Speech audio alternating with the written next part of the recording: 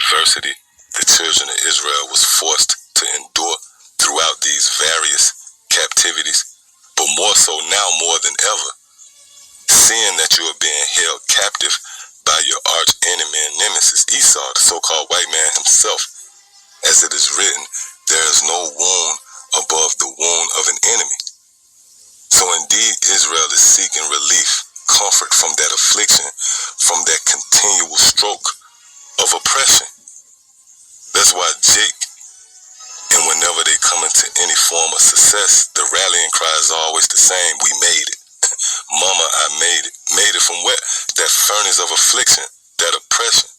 You made it out of the ghetto. You made it out of the projects, that wasteland, that desert land. But just like a desert, what you thought was comfort was actually a mirage. Case in point, to make it in this society, to make it to a certain level under the so-called white man, you have to compromise yourself.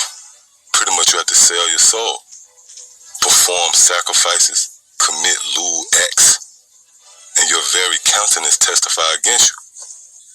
So what you're seeking, you will not obtain. Again, it says, what then? Israel have not obtained that which he seeketh for, which again is comfort. It says, but the election have obtained it, and the rest were blinded.